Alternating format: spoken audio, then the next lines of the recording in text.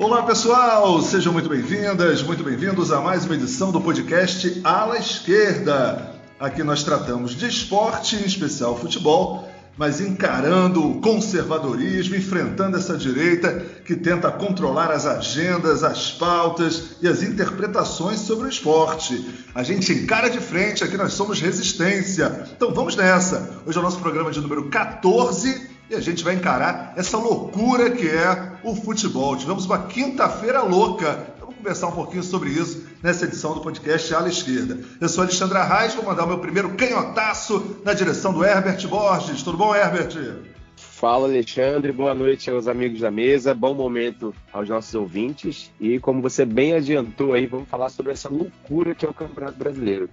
A gente tem muita coisa para falar, muitos pontos para tocar. Então já vou passando a bola aí para Mônica Curi, que está à nossa esquerda, lançamento aquele fatiado que atravessa o campo todo. E aí, Mônica, tudo bem, comadre? Boa noite. Fala, Herbert, fala, galera. Tô na área de novo, tamo na área de novo, né? O Ala Esquerda de volta aí para vocês, pra gente comentar as últimas doideiras que estão rolando aí no futebol. O mundo tá muito doido, né? Não só na política, agora tá atravessando o futebol também, essa loucura toda. Só em agosto, 11 técnicos do Brasileirão já saíram, já voltaram, uma confusão danada. Eu vou passar aqui pro Thiago na minha esquerda de uma vez pra gente começar a falar sobre isso. E aí o Thiagão pode dar as nossas mídias sociais aí pra todo mundo ficar ligado e mandar opiniões aí. Vai, Thiagão! Fala, galera. Boa noite, Alexandre, Herbert, Mônica. Bom momento a todos os ouvintes. Agradecer aqui primeiro aos ouvintes, a todo mundo que está acompanhando a Ala Esquerda. É muito bom receber esse apoio de vocês, ver que o nosso programa está crescendo, está atingindo mais gente.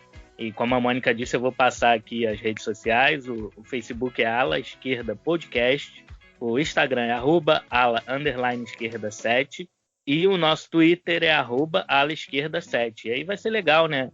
Vocês interagirem com a gente sobre essa doideira que a gente vai falar hoje, que são as trocas constantes de técnicos. Assim, um absurdo. A gente vê, por exemplo, o caso do Rogério Ceni, que saiu do Fortaleza, foi para o Cruzeiro, foi fritado pelos jogadores e agora aceitou a proposta para voltar para o Fortaleza. É muito doido e tudo isso, né, Alexandre? Então, sem mais delongas, aqui recebi todos os lançamentos e vamos começar a debater sobre esse turbilhão que aconteceu no futebol brasileiro. É verdade, Thiago. Então, só lembrando para a galera, quinta-feira, né? Entre quinta e sexta-feira, aconteceu de tudo, né, no futebol brasileiro. Caiu o Rogério Ceni, e aí a gente vai conversar especificamente como é que foi a demissão do Rogério, porque tem a diretoria, mas tem jogadores, tem panelinha, enfim, aquela resistência a qualquer tipo de mudança e a manutenção de uma situação complicadíssima que vive hoje o Cruzeiro, né? Um clube, enfim, com um caos administrativo, assim, deteriorando-se do ponto de vista moral, assim, uma situação seríssima que está vivendo hoje o Cruzeiro, e aí cai o Rogério. No mesmo dia também caiu o Oswaldo de Oliveira, brigou com o Ganso, aquela confusão. Depois Zé Ricardo, mais uma derrota no Fortaleza, cai também o Zé Ricardo. Cuca pediu demissão do São Paulo, porque disse que não tinha condição de caminhar. Aí o São Paulo decide um técnico, e aí no mesmo dia já escolhe um outro técnico, e aquele que seria o técnico vaza áudio reclamando, se desliga do clube. Enfim, é tanto amadorismo que a gente fica se perguntando como é que o futebol brasileiro, com todos os problemas que a gente enfrenta hoje, ainda sobrevive, né? É porque a gente ainda tem bons jogadores, a gente ainda tem uma torcida fanática nos clubes, a gente tem um país que vive ainda o futebol, porque se dependesse desses gestores, o futebol acabava, Herbert? Com certeza, já teria acabado há muito tempo. Não é à toa que nossos amigos aí da América do Sul, do Chile, da Colômbia, enfim, os outros países da América do Sul, Bolívia, Peru, Venezuela, esses países assistem terceira, às vezes quarta divisão do futebol argentino e não assistem a primeira divisão do futebol brasileiro. É claro que existem outras coisas, né? A própria CBF, a barreira linguística, cultural, mas a gente observar bem, também tem a ver com o produto que se entrega. Mas fazendo a pesquisa para esse programa, Alexandre, e corroborando com o que você falou, tem uma matéria que é até do Globoesporte.com, que desde 2011 os times da Série A fizeram 472 trocas de comandantes. Isso, na média, são 7 meses de trabalho para cada treinador. Na média, a gente sabe que tem clubes que trocam mais, tem clubes que trocam menos, que quando está dando resultado ninguém troca, mas em média isso é 3 vezes maior do que em outros campeonatos, né, em outras praças. A pesquisa avaliou muitas praças da Europa, né, Espanha, Itália, Alemanha, Inglaterra, mas desde 2011 para cá, nessas praças foram trocadas em média 166 vezes, 166 trocas de treinadores. No Brasil, 472. Então não existe uma ideia de futebol quando você troca essa quantidade, né? Quando você tem essa média de trocas. Não existe uma ideia de futebol, existe apenas a cultura do resultado. Você começa o campeonato com um treinador, se ele não está dando resultado, você muda, e se ele não está dando resultado, você muda de novo. Eu acho que, infelizmente, eu não gosto dessa coisa sempre da punição, de precisar de legislação para tudo, sabe? Mas, infelizmente, a gente não pode contar com o bom senso das pessoas.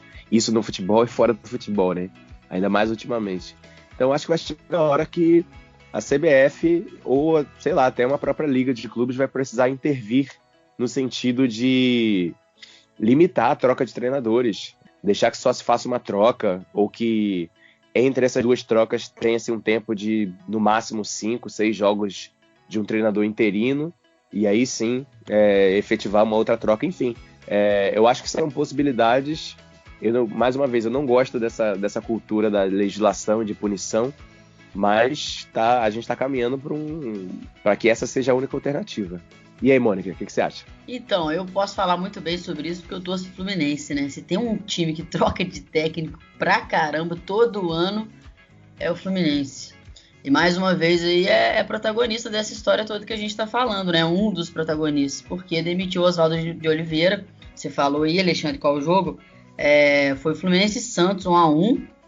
O Fluminense nem perdeu o jogo, mas o descontentamento da torcida era enorme. E aí o camisa 10 do time, o Ganso, saiu xingando o técnico, então não era viável mais ele continuar. E ou ele ou o Ganso teriam que sair, né? Como o Ganso é um jogador, camisa 10, a torcida até gosta dele e tal, tem um caráter diferente, jogador de técnico dentro de clube e para a torcida também. Quem acabou indo embora foi o técnico, dançou.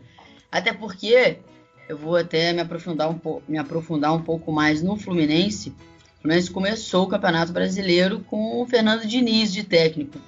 E apesar dos resultados não estarem chegando com o Fernando Diniz, o time jogava muito bem. Tinha jogo que o time atacava 22 vezes, chegava 22 vezes ao gol do adversário, 25, sabe? Era uma coisa absurda. Enquanto isso, o adversário chegava 2 vezes ao gol do Fluminense e aí fazia um gol.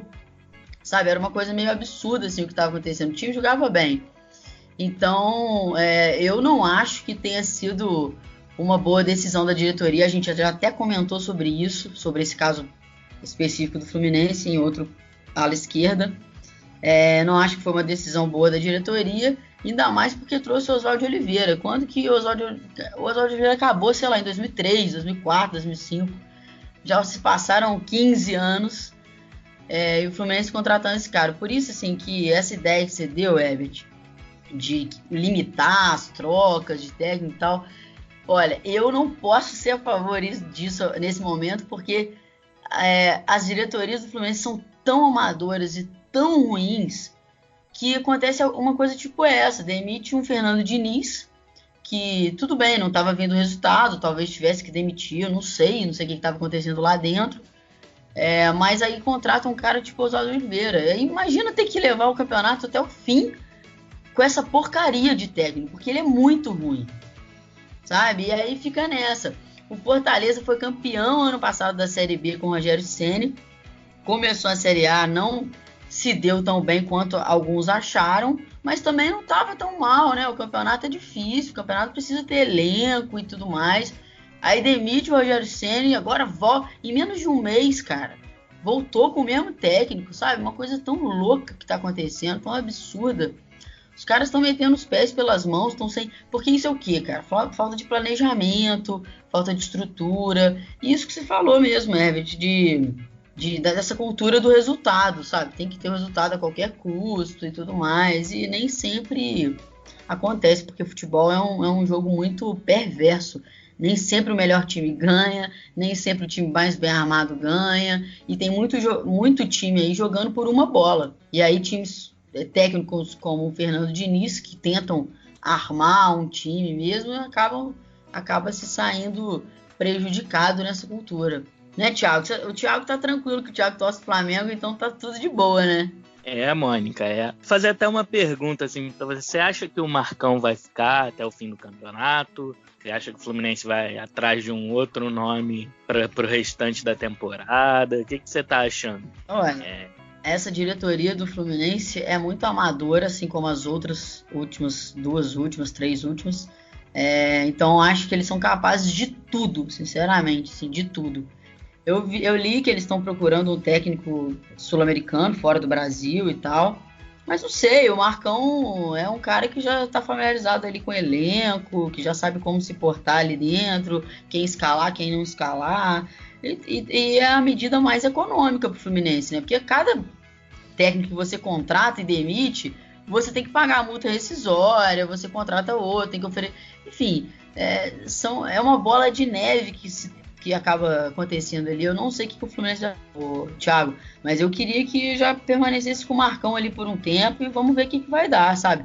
O Marcão teve um bom resultado na Copa Sul-Americana contra o Corinthians, foi lá, empatou contra o Corinthians e agora ganhou o último jogo aí pelo Brasileirão, ganhou apertado, mas ganhou 2-1. E vamos ver, eu prefiro ficar com ele e não gastar dinheiro. Gente, deixa eu me meter aqui rapidinho, só para eu fazer uma correção. A média dos clubes na Europa, a média de troca nesses últimos... de 2011 para cá, foram 136 trocas. Então, 30 trocas a menos aí. E aí, só para passar para a Mônica de novo uma pergunta também. Na verdade, os clubes brasileiros eles têm uma média de 67 trocas por ano. E aí eu acho que o Fluminense ilustra bem esse momento. Não é o único, logicamente, o Vasco também passou por isso, alguns outros clubes, não é o único. Mas, por exemplo, começa-se com um trabalho, esse trabalho tá dando resultado até certo momento, e aí algumas pessoas, parte da torcida fica insatisfeita, lá vem a troca. E aí a troca geralmente é para alguém que está fora do mercado, e às vezes não está fora do mercado à toa, como é o caso do Oswaldo de Oliveira, e aí vê-se que fez a merda, e aí vem uma outra troca. Essa questão da CBF inibir essa troca, né, limitar essa troca, seria justamente, na minha concepção, para fazer os dirigentes pensarem na hora de contratar alguém. Porque eles não pensam. Eles, beleza, contrataram o Fernando Diniz, mais uma vez no caso do Fluminense, contrataram o Fernando Diniz, que era o cara que estava na moda e tudo mais, ficaram insatisfeitos com ele em algum momento, e aí contrataram um outro cara sem nem pensar que tipo de futebol o Fluminense poderia jogar, se o cara poderia aproveitar o trabalho do Fernando Diniz, e aí viu-se que fizeram merda, e vão contratar uma nova pessoa agora. O Marcão já é o terceiro técnico, mas vão contratar um quarto treinador. Então, assim, 67 trocas por ano, gente. É mais ou menos isso. São três trocas por cada clube, sabe? Da Série A, dos 20 clubes. Então, 3 alguma coisa. Então, é isso que acontece. Você não acha, Mônica, que no caso do Fluminense... E aí, pra gente não ficar só também no exemplo do Fluminense, isso acontece com Botafogo, com Atlético Mineiro... O Fortaleza, aconteceu isso com ele, mas aconteceu porque o Rogério Ceni quis sair, né? Na verdade, o Fortaleza nunca quis deixar o Rogério Ceni ir embora. Ele saiu e voltou agora, enfim, porque o Fortaleza ainda queria ele. Mas enfim, acontece também, já aconteceu no CSA, que já trocou de técnico com o Argel Fux, aconteceu no Goiás, está acontecendo com todo mundo. O Ceará acabou de dispensar o Anderson Moreira, ou ele pediu demissão, se eu não me engano. Enfim, isso são 3 alguma coisa de trocas por clube. É muita coisa. Então, se troca 3 vezes por ano, 3 vezes por temporada, não está se pensando em quem vai se contratar. E aí entra vários tipos de problema. Entra o futebol que se joga, os resultados que se tem, mas principalmente nos casos dos clubes do Rio, a questão da multa rescisória. Tem treinador, gente, enriquecendo no Brasil com multa rescisória. A gente não pode deixar de falar isso, a gente não pode deixar de observar isso. Exatamente, isso é um absurdo, cara. Então, é por isso que eu acho que essa inibição, essa limitação, Em algum momento ela vai ter que acontecer. Mas eu acho que isso é um posicionamento. Eu também não fecho questão quanto a isso. Não analisei tão amplamente para falar sobre os prós e contras sobre isso.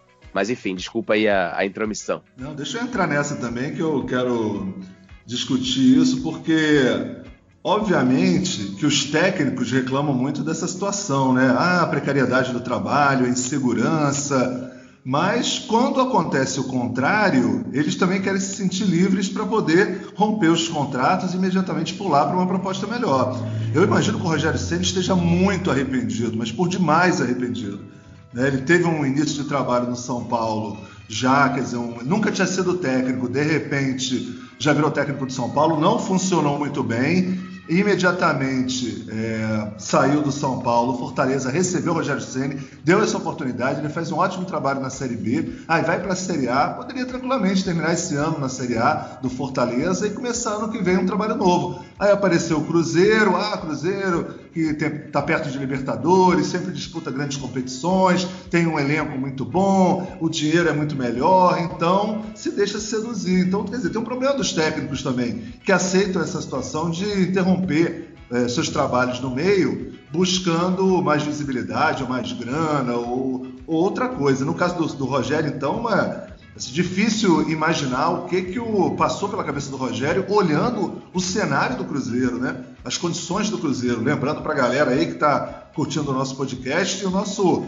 primeiro podcast do Ala Esquerda, né, nesse novo formato, falou sobre a situação do Cruzeiro. E ele continua absolutamente atual, porque os problemas administrativos, a crise completa do Cruzeiro e agora essa situação também com atraso de pagamento de jogador, panelinha entre jogadores próximos da diretoria que envolvida com político do helicóptero lá da cocaína, quer dizer, tudo isso a gente sabe que está vivendo. Então o cara também ter saído ali do Fortaleza para ir para o Cruzeiro foi um erro muito grande, e aí os técnicos têm que dar uma pensada também na forma que se conduzem, né? Porque tem muito técnico que basta um outro estar balançando, que já começa também a ligar para o clube, a aparecer, aí vai para um programa de entrevista para mostrar que está aí no mercado, para também ficar puxando o tapete um do outro, né? Mas eu concordo com o Herbert que alguma coisa tem que ser feita. Agora, por outro lado, e aí coloca essa questão da gestão dos clubes, é inacreditável a falta de planejamento desses caras. E não é apenas porque se o técnico está muito mal e você, enfim, eu preciso fazer uma mudança, eu quero entender o seguinte: qual é o seu elenco? Qual é o perfil de profissional que você vai trazer para trabalhar com esse elenco? Eu acho que o caso do Fluminense é para mim muito representativo. Você tinha um cara como o Fernando Diniz, todo mundo fala, os resultados não estavam acontecendo. Olha, não estava acontecendo no Campeonato Brasileiro, porque na Copa do Brasil e na Sul-Americana foram muito bem. Na Copa do Brasil foi dentro da medida do possível, foi eliminado nos pênaltis para o Cruzeiro, jogando com um monte de meninos no ataque. E na Sul-Americana, o Fluminense encarou o Corinthians, quer dizer, estava vindo de ótimos resultados, vencendo times internacionais lá fora e aqui. Então, quer dizer, é isso. Não tinha resultados numa competição que participou. Nas outras duas eu acho que teve. Mas a pergunta aí você demite o Fernando Diniz, aí você vai trazer quem? Cara, olha para o teu elenco. Você não tem dinheiro para contratar ninguém. A maior parte você está depositando esperança em João Pedro, em Miguel, em Marcos Paulo, em Brenner, em Igor Julião, em Daniel, nessa molecada, em Alan, em Caio Henrique. São jogadores sub-23 ou jogadores de juniores. Então você precisa de um técnico que esteja acostumado a trabalhar com base, que tenha... Aí o Fluminense vem falar em Filipão. Gente, o que é isso? Mesmo que o Fluminense tivesse dinheiro para contratar Filipão, desde quando o Filipão teve alguma intimidade com o trabalho com base?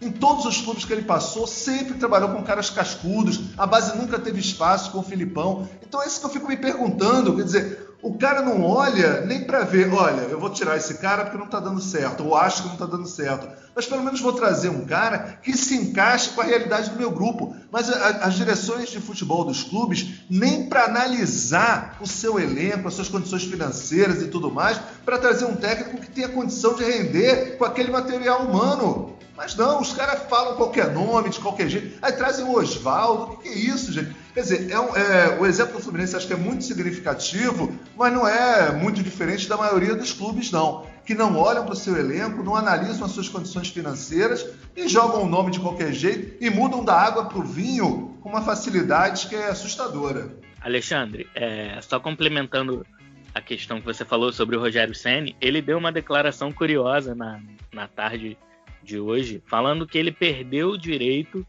de reclamar das trocas de técnico quando ele aceitou sair do Fortaleza para ir para o Cruzeiro e agora aceitou voltar para o Fortaleza. Quer dizer, ele reconhecendo que, apesar da cultura do futebol brasileiro estar errada, os técnicos são grande parte disso, dizendo que perdeu o direito de reclamar porque ele adotou uma postura semelhante. Foi uma declaração bem sincera assim, do Rogério Ceni, né? E falando ainda sobre o Fluminense, os resultados não vinham, mas será que a culpa era mesmo do Fernando Diniz? Porque o time está jogando bem, aí tem o Everaldo no ataque que está se destacando, fazendo gols, dando assistências, aí vende o Everaldo por uma merreca pro Corinthians. Aí tá o Luciano tá bem, não sei o que, vai pro Grêmio. Aí aceita uma proposta que ganhou alguma grana, mas que, ao meu ver, o Pedro tinha muito mais potencial para uma venda futura muito maior. E aí o Fluminense vende para a Fiorentina, que não é um time nem do primeiro escalão europeu. Então, assim, é a falta de planejamento. E aí a conta sempre cai no treinador. Um treinador que estava fazendo um bom trabalho, que talvez tivesse que ajustar algumas questões defensivas, né? Talvez seja o calcanhar de Aquiles do Fernando Diniz, montar boas defesas, mas o Fluminense era um time muito bem arrumado, tinha um padrão de jogo definido, um time jogava bonito, como a Mônica falou, às vezes finalizava 25, 30 vezes em um jogo, mas nenhum clube resiste à falta de elenco. O Fluminense já tinha um elenco limitado, aí consegue achar jogadores que se destaquem. Aí o jogador é vendido por qualquer valor e aí você desmonta mais ainda o elenco que já não tem tantas opções. Então é realmente muito complicado. E a Mônica falou do Flamengo, mas o Flamengo também agora se achou, mas o Flamengo também já trocou muito de técnico, mesmo com a atual gestão ou com a gestão passada do Bandeira de Melo. Pelo investimento que o Flamengo tem feito, o que a torcida do Flamengo esperava e o que todo mundo esperava é que o Flamengo ganhasse muitos títulos e os títulos ainda não vieram. Então, mesmo chegando sempre na Libertadores, mesmo ficando ali em segundo, terceiro no Brasileiro, as trocas, o Flamengo teve bastante trocas de técnico nos últimos 2-3 anos. No início desse ano, tentou o Renato Gaúcho, porque se encantou com o futebol que o Grêmio jogava, um futebol ofensivo. O Renato Gaúcho não quis sair do Grêmio. E aí trouxe o Abel Braga, que tem um perfil completamente diferente, um futebol mais conservador. E aí agora, com a torcida implicando, a torcida pegando no pé do Abel, agora conseguiu achar o Jorge Jesus, que está fazendo um trabalho excelente. E aí eu fico feliz porque abre mais espaço para treinadores estrangeiros no Brasil, acaba com essa panelinha. Cada treinador estrangeiro, como é o caso do Sampaoli no Santos, que também está fazendo um bom trabalho, cada treinador estrangeiro que dá certo no Brasil, eu fico feliz porque fortalece essa necessidade da gente, dessa troca que a gente precisa ter, acabar com essa história de que time brasileiro só pode ter técnico brasileiro e ver se a gente traz outros conceitos para o nosso futebol, né?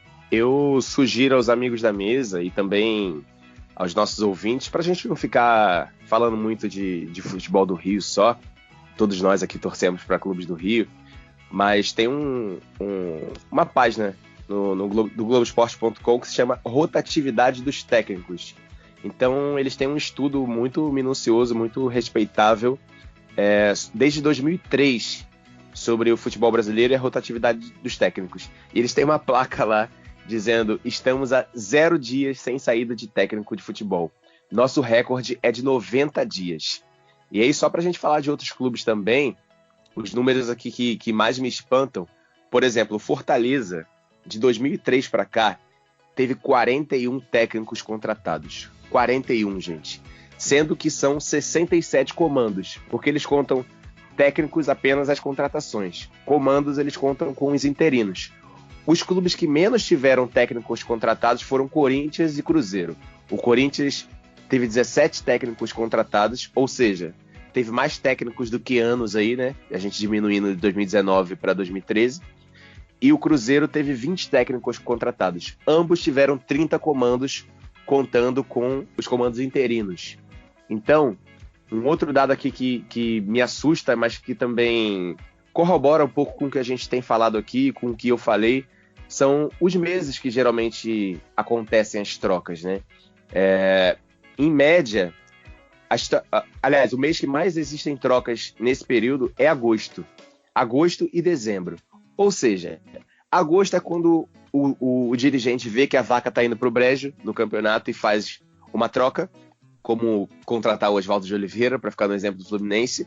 E dezembro, cara, dezembro é aquela troca, tipo, ou vai ou racha, sabe? Ou às vezes já até foi e começa a preparar para o ano seguinte, porque a torcida não aguenta mais o treinador, não aguenta mais as burrices do treinador. Então, agosto e dezembro são os meses que, em média, tem mais trocas. Agosto, 141 trocas nesses últimos anos, e dezembro, 124. Queria chamar a atenção também para abril e maio.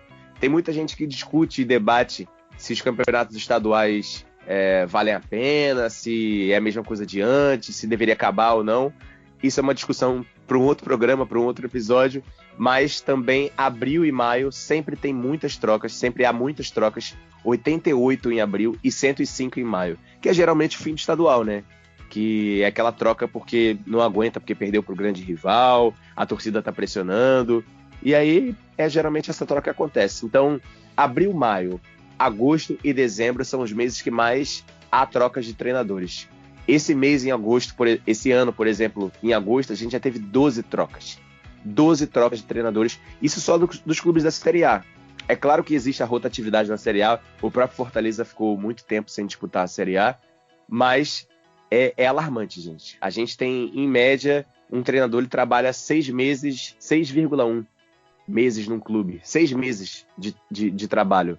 São muitas trocas. Ô, Heber, já que você tá nessas estatísticas aí, eu vou ler para vocês aqui as manchetes de agosto desse ano.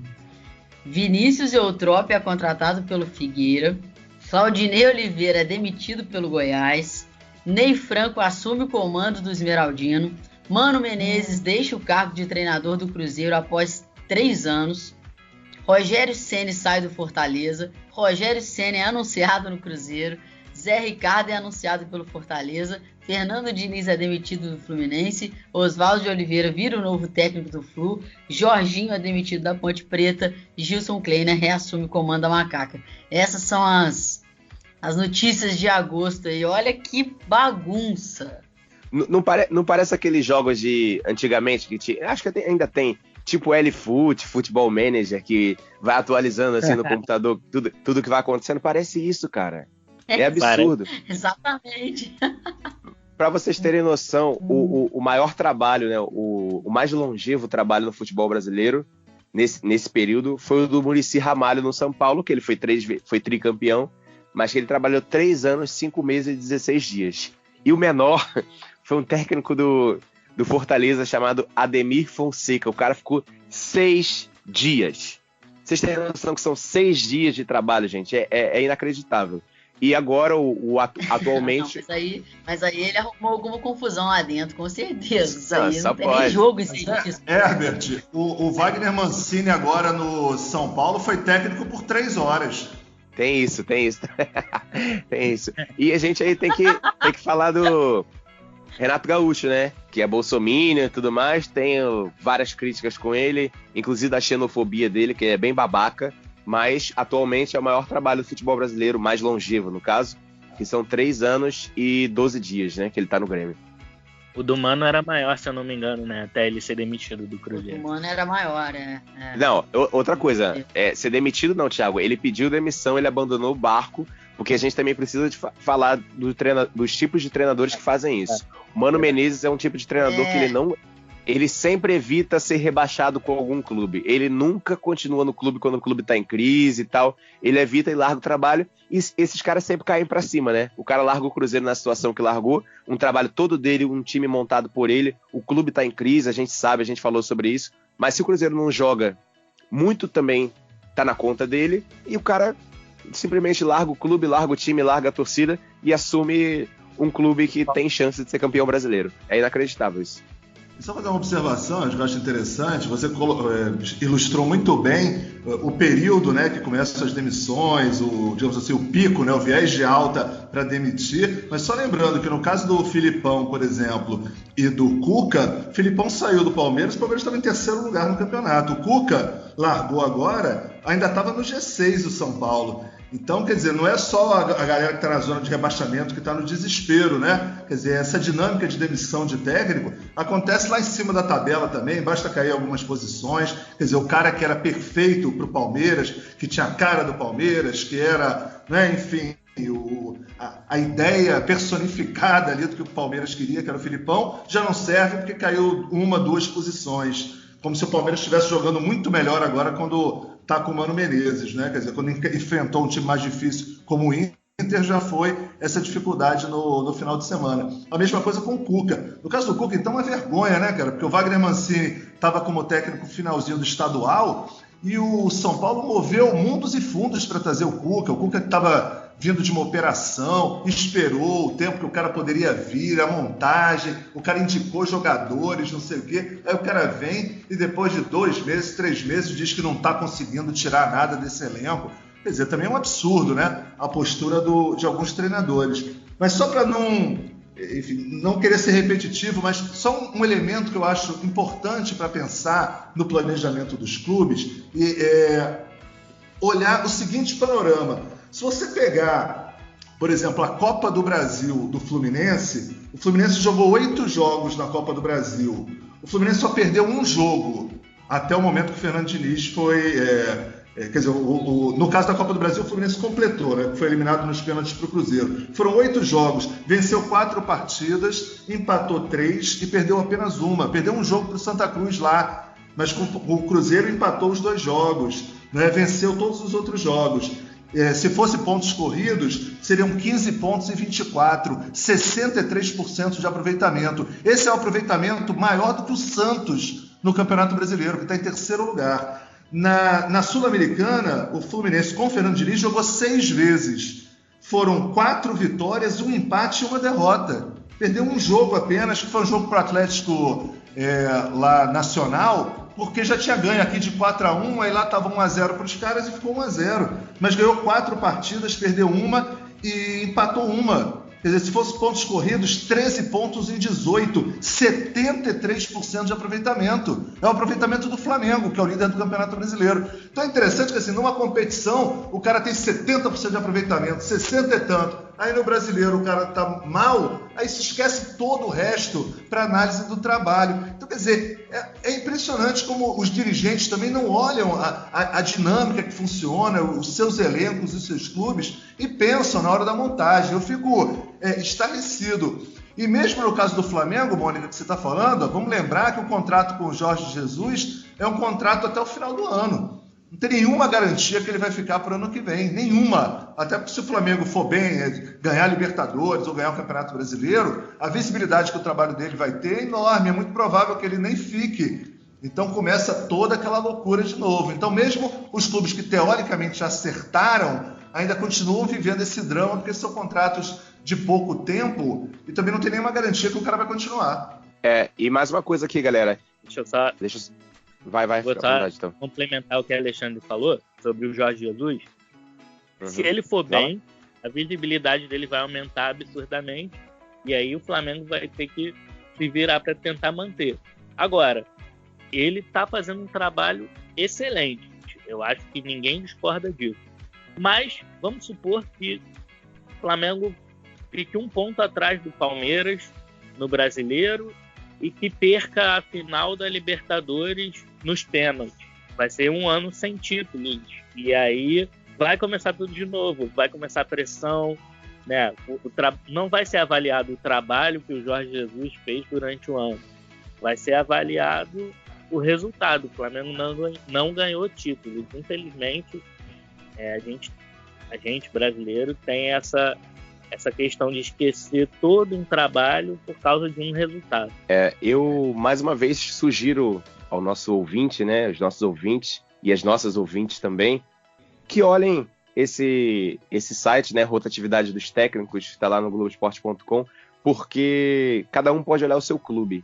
E aí, como falando aqui dos clubes do Rio, por exemplo, o Flamengo de 2003 para cá teve 53 trocas, o Fluminense vem logo depois com 50, o Vasco tem 44, e aí vem vários clubes, e o Botafogo está após o Santos com 34. Pensem aí nesse número de demissões, quantos técnicos demitidos e quantos desses técnicos agora estão na fila de credores desses mesmos clubes. O Flamengo não, porque o Flamengo tem dinheiro, o Flamengo tem contrato de televisão que é injustíssimo, a gente também precisa falar isso aqui, ganha muito dinheiro, mas pensa aí em Fluminense, Vasco e Botafogo tendo dinheiro, receitas penhoradas toda hora por conta de credores. Quantos desses credores não são técnicos demitidos? Pensem aí, cara, no que os dirigentes estão fazendo com os clubes. Eu só penso nisso. É nisso que eu penso quando eu vejo o time indo mal, a torcida reclamando. Eu falo, puta merda, a diretoria vai trocar de técnico, é mais dinheiro que vai gastar, vai vir um outro cara que não vai entender nada do Fluminense, do que se passa lá dentro. E a gente tem que lembrar de um problema que tem muito aqui, por aqui, acho que tem no mundo inteiro, mas aqui é surreal, que é jogador que derruba técnico, né? Que foi o que aconteceu ali no Cruzeiro, que vocês vão me desculpar, mas eu acho que ali teve uma jogada ali do time, do elenco, que derrubou o Rogério Ceni ali, cara. Não tem como. O Cruzeiro não tem um time tão ruim, né? Claro que assim, ontem eu tava vendo o jogo do Cruzeiro, a gente tá gravando pro nosso ouvinte aí, a gente tá gravando na terça-feira, hoje é terça-feira. Ontem eu tava assistindo o jogo do Cruzeiro e 20 minutos do segundo tempo o Thiago Neves já tava assim, bufando. O cara não tá aguentando correr nada, o Fred nem jogou, nem sei porquê. Então o time do Cruzeiro tem que... É cheio de jogador que a gente acha bom, que pode decidir. O Thiago Neves uma bola decide, mas de jogador que... malandro também, né? E eu acho que ali teve alguma coisinha para derrubar o técnico, que não aconteceu no Fluminense, pelo contrário. Esse caso do Fluminense é emblemático, precisa ser estudado, né? Porque assim, os jogadores estavam comprando a do Fernando Diniz, querendo ele, apoiando, e a diretoria demite o cara que estava tendo resultados ruins, mas dentro de campo os números falavam outra coisa, assim, sabe? Esse caso do Fluminense precisa ser estudado. Cara, a diretoria do Fluminense não entende nada de futebol. Quero ressaltar isso aqui. Se tiver algum ouvinte ou alguma ouvinte que torça pro Fluminense, que vai concordar comigo. Tem anos que eu não vejo uma diretoria lá no Fluminense que entenda de fato de futebol. Colocaram o Celso Barros lá para fazer esse esquema. Um cara que faliu a Unimed, faliu o plano de saúde. É quase impossível isso, o cara conseguiu. E não entende de futebol, porque quer contratar sempre... Você vê, é isso que o Alexandre falou. O Fluminense é um time que precisa de técnico que lide com a base, que tem esse esquema, essa linkagem assim, da galera mais nova para entrar no elenco, para ir acostumando. E o Oswaldo Oliveira, Filipão, ainda bem que teve um jornalista que deu um conselho pro Filipão, falou pro Filipão não ir pro futebol do Rio de Janeiro, para time nenhum carioca, que ele vai se dar mal, que é horrível. E o jornalista tem razão, e ainda bem que ele falou isso, que eu também não quero Filipão no Fluminense, não. Deus me livre, cara. Agora, só um detalhe que eu acho importante, qualquer hora dessa a gente vai fazer um programa e vamos conversar sobre essa história de clube-empresa, porque, às vezes, por conta desse amadorismo, desse despreparo completo dos dirigentes, aparece uma coisa de que a solução é o clube-empresa. Se tiver clube-empresa, então o dirigente vai pagar com o próprio bolso se acontecer determinadas coisas, e aí não vai ter essas multas de para técnico, porque os caras vão ter um outro nível de responsabilização. Olha, não vamos cair nessa armadilha, porque isso aí hoje está avançando, né, a passos largos no Congresso Nacional, com o apoio do Rodrigo Maia, que é o presidente da Câmara, tentando de qualquer jeito passar a legislação de clube-empresa, e a gente vai ver só no que isso vai dar, né? As vantagens que determinados grupos econômicos vão ter, até porque alguns exemplos que a gente já tem de clube-empresa no Brasil, um deles é justamente o Figueirense, e a gente sabe o que está acontecendo com o Figueira, né? Mas é um absurdo, porque quem vão ser esses empresários que vão tomar conta do clube-empresa? Exatamente os mesmos empresários que hoje já tomam conta dos clubes, que os clubes são dominados por esses empresários. É o cara que, entre aspas, deu certo na iniciativa privada e aí tem sua rede de contatos, vive ali dentro do clube e acaba virando presidente ou dirigente. No caso do Celso Barros, então, chega a ser inacreditável, né? Se há 3 coisas que dá dinheiro nesse país, é ser dono de banco, ser dono de saúde privada e educação privada. Essa é a maravilha. Não tem como você falir essas coisas, né? Fazem de tudo para acabar com a saúde pública e a educação pública. Os bancos mandam no mundo e no Brasil em especial. Como é que o cara consegue falir um grupo privado de saúde? Mas conseguiu. E esse cara recebe todas essas condições de dirigir o futebol de um clube dessa forma, absolutamente amadora, como já se mostrou em tantos outros clubes. Então, é uma atenção também, porque a crítica a um determinado modelo de gestão que a gente vê hoje no futebol, ele não se resolve de forma alguma em transformar em clube-empresa. Eu acho que se transformar em clube-empresa, as coisas vão piorar ainda mais. Agora, quem tem que mexer, obviamente, na forma de gestão desses clubes, tem que mexer, não dá. Não tem forma de continuar desse jeito. Ô Alexandre, tem uma matéria da Folha, cara, que a Folha divulgou uma pesquisa de um instituto chamado Ipsos Mori, ou Mori, né, que eles fazem uma pesquisa anual sobre percepção da realidade, né, os perigos da percepção. E eles estudaram 38 nações e o Brasil ficou em segundo lugar sobre o povo que tem menos noção da realidade. Só ficou atrás da África do Sul.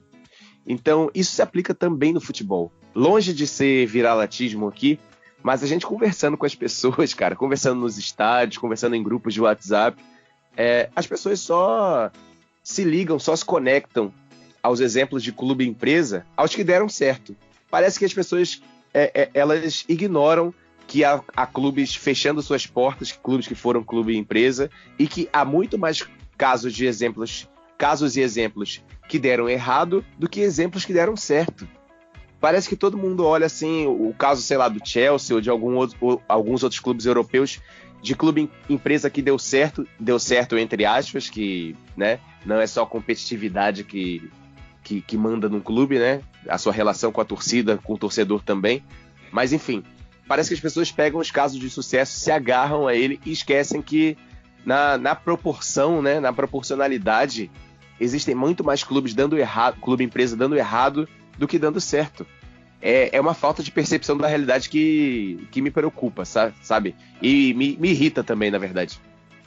Isso sem enfrentar, né, Herbert, que a FIFA, as federações desses países fazem vista grossa para um monte de irregularidades desses clubes, né? Lavagem de dinheiro que não sabe de quem vem, é shake daqui, é empresa dali, dinheiro que vem para cá, falta de fair play financeiro, tudo isso a gente está vendo diariamente. Então, mesmo aquelas que, digamos assim, do ponto de vista dos resultados futebolísticos, têm sido um sucesso, faz-se muita vista grossa em relação a muitas irregularidades, porque envolve tanta gente e tantos poderes que ninguém acaba colocando a mão no meio e deixa as coisas acontecerem, né? A gente tem que lembrar disso também. Ô Alexandre, e tem um adendo aí. Esses clubes empresa, também a gente está até fugindo um pouco do tema, mas esses clubes empresas, geralmente, eles têm um aporte de dinheiro chinês, de dinheiro russo, e a gente tem que entender que esse dinheiro, ele está totalmente ligado à conjuntura geopolítica. Então, a China, o dinheiro dos chineses, dos russos, eles vão para onde esses países têm interesse de investir. E o Brasil, no momento, é um dos piores países para se investir. Ninguém quer nada com o Brasil, muito por conta do nosso presidente. Então, o torcedor é ingênuo, ou ignorante mesmo, né? Essa parte desse torcedor que a gente conversa, de achar que vai entrar aqui uma empresa chinesa, uma empresa russa, uma empresa ucraniana, sei lá da onde, e vai investir um aporte de dinheiro se o Brasil não é um país bom para se investir e o Brasil não pode apresentar nada para esses países. Mas é isso, galera. Acho que temos um programa. Vai começar aí a rodada de despedida, começando aí pelo Thiago. Pode ser por você mesmo, Thiago. Vamos lá. Valeu, galera. Bom programa esse, um debate mais próximo de uma mesa redonda aí, né? Mas sempre à esquerda. Agradecer de novo a audiência, o apoio de vocês. A gente está esperando aí as interações, o que vocês acham. Mandem também, não é só a gente que manda canhotaço, não. Os ouvintes também podem mandar canhotaço no Instagram, no Twitter, no Facebook, onde quiserem. Valeu, galera. Até a próxima. Valeu. Vamos lá, Mônica. Temos um programa. Foi muito bom o debate com vocês, como sempre. Chegamos ao 14º Ala Esquerda. No próximo a gente vai debutar. E é legal que a gente vai debutar e aí a gente vai falar sobre mulheres, né? Então vai ser bacana. E vou me despedir aqui falando que a gente chegou nesses 14 programas e ainda não acharam o Queiroz.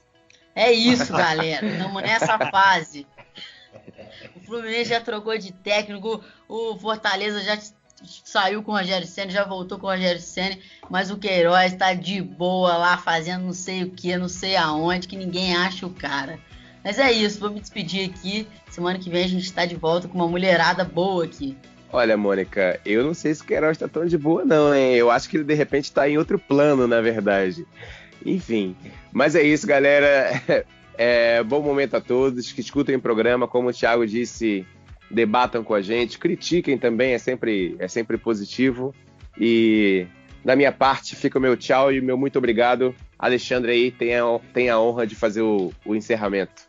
Um abraço, tchau, tchau. Maravilha, é isso mesmo. Encerramos então o podcast número 14, número do Arrascaeta, e nós vamos encerrando aqui essa edição. Lembrando para a galera então que o próximo programa vai ser sobre mulheres no jornalismo esportivo, vai ser muito bacana aí, com convidados, vai ser uma reflexão aí sobre essa situação. E o de hoje foi um pouquinho diferente, mas de vez em quando é fundamental também que a gente converse sobre essa conjuntura, as loucuras que acontecem no dia a dia do futebol brasileiro, para a gente fazer esse diálogo com a galera aí que está nervosa também, acompanhando as coisas que acontecem no nosso futebol. Então é isso, galera. Vamos encerrando por aqui. Até semana que vem. Tchau, tchau. Valeu, tchau, tchau. Tchau, tchau, galera. Valeu.